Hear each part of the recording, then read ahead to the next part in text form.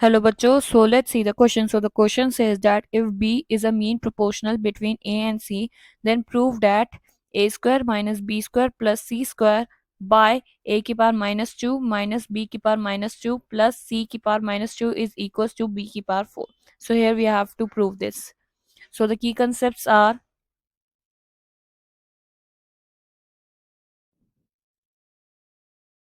since B is the mean proportional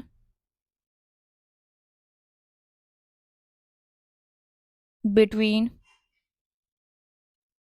A and C, then there is a property of proportion that so B square is equals to A C, क्योंकि हमारा जो B है mean proportional है ए और C के, so B square equals to A C. Same property हमें prove में लगाएंगे। तो हमें क्या प्रूव करना है? We have to prove the help of this, we have to prove A square minus B square plus C square by A की power minus two minus B की power minus two plus C की power minus two is equals to B की power 4। हमें ये prove करना है। सो let's do it. तो हम एलएचएस से स्टार्ट करते हैं। तो हमारा एलएचएस में क्या है? A square minus B square plus C square by A की power minus two minus B की power minus two plus C की पावर माइनस टू। ठीक है, अब हम नेक्स्ट स्टेप में क्या करेंगे? न्यूमरेटर तो ऐसे ही रहेगा, A square minus B square plus C square by A की पावर माइनस को लिख सकते हैं 1 बाय ए की पावर 2, ए की power 2 minus 1 by B square plus 1 by C square. अब हम क्या करेंगे? नीचे ए स्क्वायर बी स्क्वायर और सी स्क्वायर का एलसीएम ले लेंगे नेक्स्ट स्टेप में। सो ऊपर तो ऐसे ही रहेगा, A square minus B square plus C square, नीचे क्या हो जाएगा? ए स्क्वायर बी स्क्वायर और सी स्क्वायर का एलसीएम ले लिया, तो यहाँ पे क्या होगा? B square C square minus A square C square plus A square B square.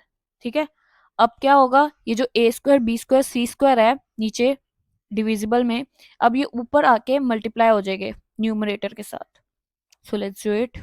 So now A square B square C square into में ब्रैकेट में A square minus B square plus C square, ठीक है, by B square into C square minus B की power 4 plus A square C B square A square